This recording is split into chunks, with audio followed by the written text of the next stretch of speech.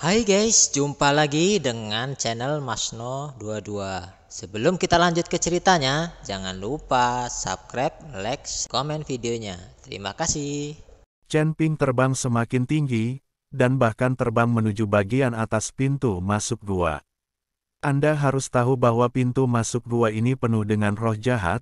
Ketika Chen Ping terbang seperti ini, akan ada roh jahat di atas dan elang berbulu perak di bawah. Tuan Chen, cepat turun, cepat turun. Ji Yun mencoba yang terbaik untuk patuh, tapi tidak ada gunanya sama sekali. Chen Ping sepertinya tidak bisa mendengarnya. Semua orang hanya bisa menonton tanpa daya saat Chen Ping terbang semakin tinggi, dan semua orang hanya bisa melihat secercah cahaya, terus-menerus. Bangkit, Silver Feather Eagle mengikuti Chen Ping dari dekat, dengan kemarahan di matanya. Pedang barusan membuat elang bulu perak marah, dan memutuskan untuk menghancurkan tubuh Chen Ping menjadi ribuan keping. Tubuh emas yang tidak bisa dihancurkan di tubuh Chen Ping memancarkan cahaya yang menyilaukan, dan energi naga dalam kristal naga juga mulai memancar masuk tubuhnya. Tersebar di dalam, dantian Chen Ping diam-diam berubah. Ini adalah Chen Ping yang sedang mempersiapkan terobosan. Chen Ping sekarang memiliki tubuh emas yang tidak bisa dihancurkan, jadi dia sama sekali tidak takut pada roh jahat itu, bahkan jika dia berdiri diam saat ini, roh jahat itu tidak akan pernah mau menyakitinya untuk berbagi. Adapun elang berbulu perak, Chen Ping berencana menggunakan guntur kesengsaraannya untuk membunuh elang berbulu perak. Meskipun Chen Ping adalah yang terlemah saat dia melintasi malapetaka, ini juga bisa menipu Yin Yuying untuk bergegas ke dalamnya. Dalam jangkauan badai petir, Chen Ping bertaruh kali ini, dan itu bisa dianggap sebagai pertaruhan. Jika dia bertarung sendirian, kekuatan Chen Ping saat ini bukanlah lawan dari gunung kuno ini, Silver Feather Eagle. Bahkan jika elang berbulu perak kehilangan tubuhnya, Chen Ping tidak bisa mengatasinya. Bergemuruh, tiba-tiba, awan cerah berkumpul di langit, dan guntur menyambar. Merasakan awan guntur yang muncul di langit, Chen Ping sangat tenang setelah mengalami bencana guntur yang tak terhitung jumlahnya. Chen Ping tidak lagi takut dengan awan guntur ini. Hanya saja kali ini, kekuatan guntur di Thunder Calamity Cloud sepertinya tidak terlalu kuat. Chen Ping tidak bisa menahan cemberut, dan kemudian meletuskan semua energi naga di kristal naga, dan bahkan fusi raksasa. Energi telur, Chen Ping tidak keberatan. Chen Ping berencana untuk menerobos beberapa alam sekaligus. Dengan cara ini, kekuatan kesengsaraan guntur akan jauh lebih besar. Tapi itu juga yang paling berbahaya. Setelah Chen Ping mengeluarkan semua energinya, aura di tubuhnya mencapai puncak penarikan peringkat ke-8 dalam sekejap mata. Orang harus tahu bahwa setiap kali Chen Ping maju ke alam kecil, sumber daya dan aura yang dibutuhkan sangat menakutkan. Ya, ini juga alasan mengapa kecepatan promosi Chen Ping sangat lambat. Saat alam semakin tinggi, sumber daya dan aura yang dibutuhkan Chen Ping untuk meningkatkan alamnya akan menjadi puluhan atau bahkan ratusan kali lipat dari orang lain. Dan kali ini, Chen Ping langsung melompat dari peringkat ke-5 alam komposit ke puncak peringkat ke-8 alam komposit. Peningkatan yang mengerikan ini cukup untuk menunjukkan betapa mengerikannya energi naga dan energi dalam telur raksasa itu. Jika itu adalah biksu biasa yang menyerap begitu banyak sumber daya dan secara langsung membangkitkan alam besar, itu juga angin sepoi-sepoi. Chen Ping merasa bersemangat, jika dia tidak mengikuti Ji Yun ke Mohai kali ini, dia akan melakukannya. Tidak akan ada petualangan seperti itu, dan tidak akan ditingkatkan beberapa alam sekaligus. Jika Chen Ping hanya mengandalkan ramuan dan ramuan peri, itu mungkin akan menjadi tahun monyet jika dia ingin naik ke puncak tahap ke-8 dari Dao Fusion Realm. Sekarang Chen Ping telah menemukan bahwa beberapa sumber daya yang ditinggalkan oleh langit sangat membantu untuk perbaikan alamnya. Terbesar, pecahan jiwa es, energi naga saat ini, dan telur raksasa berkembang biak hari itu. Ini bukan hal-hal dari dunia surga dan manusia, semuanya tertinggal selama perang antara dewa dan iblis.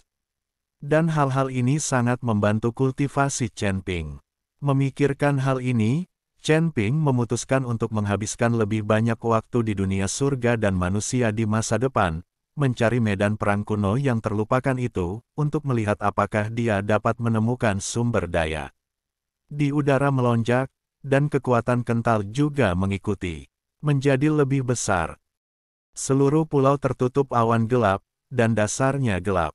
Tinggal di pulau kecil, dan orang-orang di perahu roh, melihat awan guntur yang tiba-tiba muncul di langit. Mereka semua ketakutan. Mereka tidak mengerti siapa yang akan menerobos dan memicu awan guntur yang mengerikan. Air di Laut Mohai juga terpengaruh saat ini, berjatuhan dengan keras, seolah-olah kiamat telah tiba. Baut petir besar terbang melalui awan guntur dan malapetaka, dan aura menakutkan terus meningkat. Mungkin harus memotongnya. Lei Ji-yun terus memadatkan guntur dan kilat, berencana untuk meledakkan pukulan paling kuat. Tubuh Chen Ping masih seperti bintang jatuh, bergegas ke atas dengan cepat. Dan roh-roh jahat itu juga melancarkan serangan terhadap Chen Ping. Roh jahat yang tak terhitung jumlahnya mengelilingi Chen Ping, tapi tidak ada. Itu sama sekali tidak dapat menyebabkan kerusakan besar pada Chen Ping.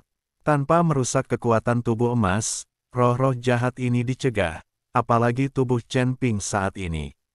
Bahkan lebih kuat, bahkan tanpa tubuh emas yang tidak bisa dihancurkan, jika roh jahat ini ingin menyakiti Chen Ping, itu tidak mungkin.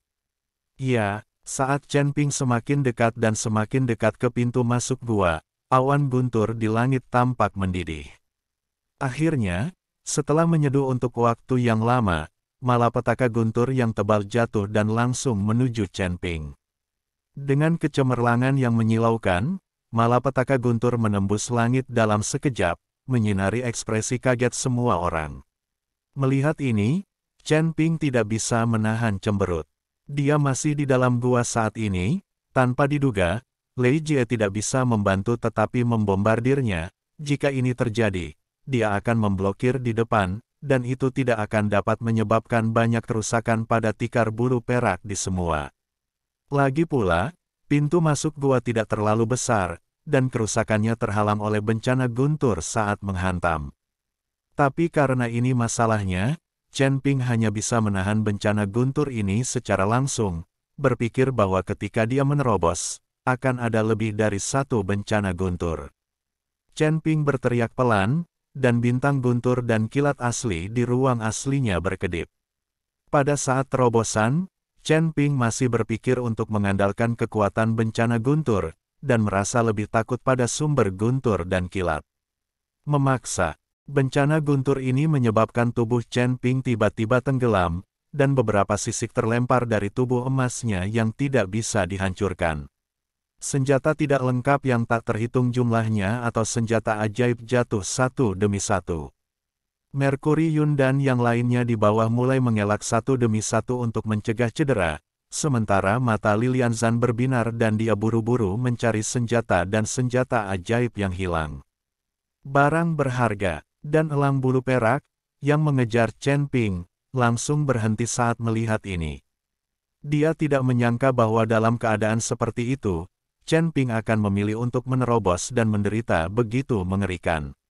Bencana guntur. Melihat bahwa Chen Ping langsung dibombardir oleh guntur yang tebal dan jatuh dari jarak tertentu, elang bulu perak menyaksikan dari pinggir lapangan. Bahkan jika dia tidak melakukan apa-apa sekarang, diperkirakan Chen Ping tidak akan mampu menahan pemboman bencana guntur, dan akan musnah. Tapi dengan cara ini, sayang sekali energi Chen Ping yang baru menyatu. Setelah bencana guntur, Chen Ping tidak terluka. Dia mengambil keuntungan dari fakta bahwa badai kedua masih berkumpul, dan tubuh Chen Ping bergegas lagi, melewati lubang dalam sekejap, dan masih naik.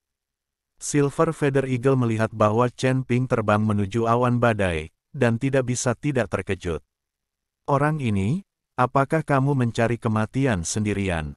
Yin Yumo sangat bingung. Dia tidak mengerti mengapa Chen Ping mencoba yang terbaik untuk mendekati awan guntur. Kamu harus tahu bahwa semakin dekat kamu dengan awan guntur, semakin kamu akan diserang oleh awan guntur. Mengerikan. Elang bulu perak juga mengikuti, dia ingin melihat apa yang ingin dilakukan Chen Ping. Segera, gelombang guntur kedua dihasilkan, mengirimkan semburan raungan yang berderap, menyerang Chen Ping lagi. Mungkin Lei Jiyun juga marah, jadi bencana guntur ini lebih menakutkan daripada yang pertama. Ketika Chen Ping melihat ini, dia langsung pergi ke Lei Jie.